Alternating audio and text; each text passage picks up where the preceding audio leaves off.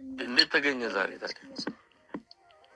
ዝም ብዬ የሆነ ነገር አዳመጥኩና ኦኬ ማለት ዩቲዩብ ላይ አንተ ያሰፈርከው እና ዝም ብዬ አሰብኩና የድሮን አሰብኩትና የሚጋጭ ሆነብኝና ምን ይሄ ልጅ አልኩኝ። ነገር እኮ መቀለጃ ነው የሆነ ጓደኞች። የጫካ ፕሮጀክት 1.5 ትሪሊዮን ኢትዮጵያ ብር ነው የፈጀው። ምንድን ነው እሱ? ድሮ አንተ እና እኔ እየተገባባን ማርሻል ጋር እየተገባባችሁ የምታወጡትና አሁን ትንሽ ያላለም በቃ የሆነ ትንሽ ጫፉ የለቀቀ ሲሆንብኝ እንዲህ ልጅ እንደማን ሊገናኝ ቆረጠ ወይ የተወሰነ ሊቃወም ይችላል። መጨረሻችን የትም አንሄድም፣ እንገናኛለን። አንተን የተመለከተ ነው አይደለም? የተመለከተ አይደለም። ዝም ብሎ አጠቃላይ ያለው ሁኔታ ነው። 1000 ዓመት ቢታገሉ ስለማያሸንፉን፣ 1000 ዓመት ቢወድቁ ቢነሱ ለውጥ ስለማያመጡ ያኛውን መንገድ ጥለው ወደ ሰላም እንዲመጡ በዚህ የተከበረ ጉባኤ በድጋሚ ጥሪ አቀርብላቸዋለሁ። ምንም አይነት ሁኔታ ድል እንደማያደርጉ ያውቃሉ። በፍጹም ይህ ግልጽ ይመስለኛል። ለሚቀጥለው 100 ዓመትን ዋጋል እንጂ የሚኖር ህይወት የለም። ይህንን ያውቃሉ። ኢምፖሲብል ነገር ነው የሞከሩትም ከመነሻው እኔ እንደሚገባኝ። አይ እናስተካክለው በእናትህ። ለምን መሰለህ እኔ እሰማሃለሁ፣ ትሰማኛለህ። ነገሮችን ማስተካከል እንችላለን። እስከ መቼ ድረስ የማይሆን ነገር እየተወራወሩ መኖር አይደለም። በቃ ይበቃል። እኔ ነገሮችን ሴት ልላርግ በቃ አንተ ተው በቃ እንደዛ ነው። እውነቴን ነው የምልህ ምንም አይጠቅምም። ምኑ ነው የማይጠቅመው? እስቲ ንገረኝ።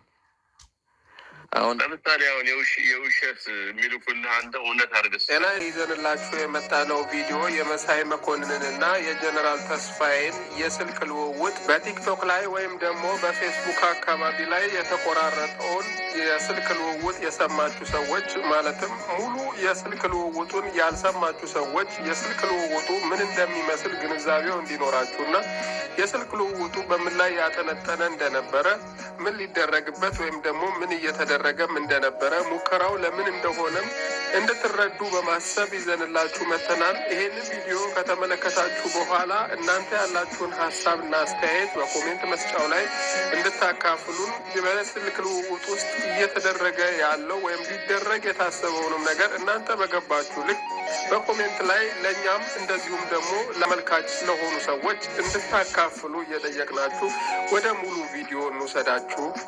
በዚህ ሰሞን ነው እንግዲህ የሜጀር ጀነራል ተስፋዬ አያሌው ስልክ ወደ እኔ ተደወለው።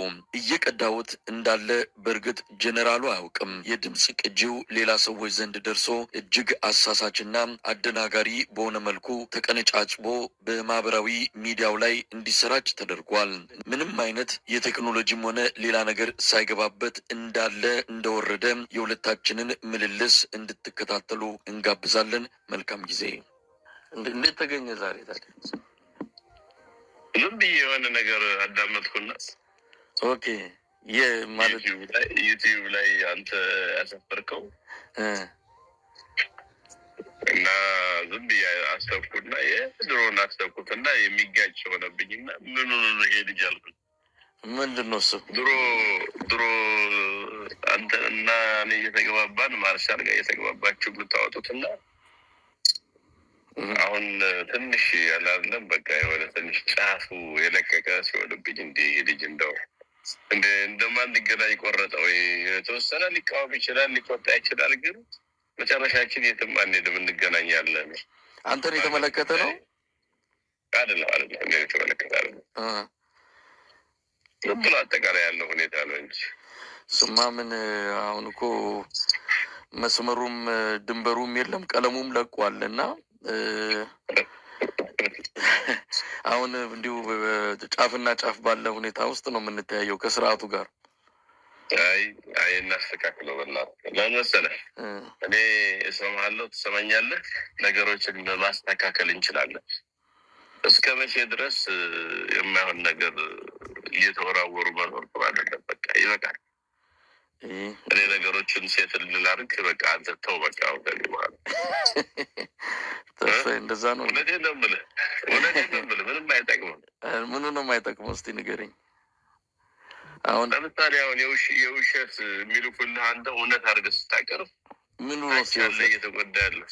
ምኑ ነው የውሸት? እስቲ በተለይ ዋና ዋናዎቹ የሚባሉት ከፊት ያሉት በወታደራዊም ሆነ በሲቪል አመራር ከፊት ያሉት ሰዎች ከዚህ በኋላ ፍርድ እንጂ እኛም ሆነ ሌሎቻችንም በፍርድ እንጂ ከዚህ በኋላ ዳኝነቱ ምንም የሚለየው ከዚህ በኋላ አንድ ሰፈርም ነን ብለን አላምንም። እኔ አጠቃላይ የመከላከያ ሰራዊት ያለበት ቁመና ግን የአብይን አህመድ ዙፋን ለመጠበቅ እና እሱን እድሜ ለማራዘም ዋጋ እየከፈለ ያለ እንጂ ኢትዮጵያን ለመጠበቅ እንዳልሆነ ብዙ አስረጂ ነገሮች አሉ። እኔ ለአንተ አልነግርም።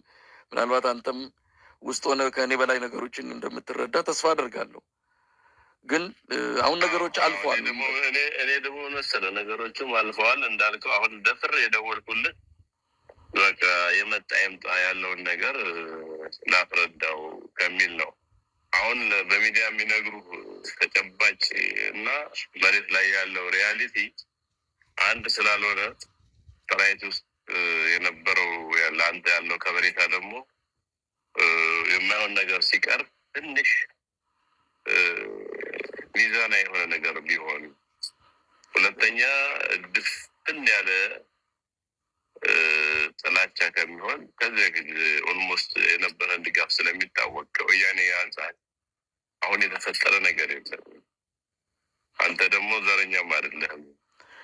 ሚዛናዊ ድጋፍ ነበር የምታደርገው እና ነገሮችን በሚዛን ብትመለከታቸው። ጀነራል ተስፋዬ አሁን እኮ እውነት ለመናገር አሁን ያለንበት ስቴት ኦፍ ማንትን አስተሳሰብ አሁን ያለንበት ቁመና አሁን በምትለው ደረጃ አይደለም። እኔ አሁን ለምሳሌ ከወያኔና ከብልጽግና ብትለኝ እኔ ሁለቱን ላወዳድር የምችልበት አይደለም። አሁን የደረስኩበት ድምዳሜ እንደውም በተሻለ ወያኔ ይሻላል። አንተ ወያኔ ኢትዮጵያ ጨምድዶ ያዘ ለዚህ ሁሉ መከራ ያበቃን ወያኔ እንደሆነ በደንብ እረዳለሁ። አትሊስት ግን ሰው ሰላም ነበረው። ከመቀሌ እስከ ሞያሌ ከጅጅጋ እስከ ወለጋ በሰላም ወጥቶ የሚገባበት ነግዶ የሚገባበት፣ ጭቆናው አለ፣ ነጻነት ማጣቱ አለ፣ ፍትህ ማጣቱ አለ። ግን በህይወት የመኖር አሁን እኮ ኢትዮጵያ ቀውስ ውስጥ ነው ያለችው። ስርዓት አልበኝነት የምትስፋፋው። ለዚህ ደግሞ ዋነኛ ተጠያቂው ደግሞ የስርዓቱ መዋቅር መሆኑ ይህ ምንም እውነት የአደባባይ እውነታ ነው። ጀነራል ተስፋዬ በዚህ እንኳን መከራከር የሚገባ ልንገር እኔ ከኔ በላይ ስለዚች ሀገር ስላለው ጸጥታ ሁኔታ የሚያውቅ የለም። ታውቃለህ፣ እኔ ውስጥ ነው ያለሁት። የሚወራው ሁሉ ውሸት ነው። ኢትዮጵያ ሰላም ናት። እንግዲህ እንደሰማችሁት የሚወራው ነገር ውሸት እንደሆነና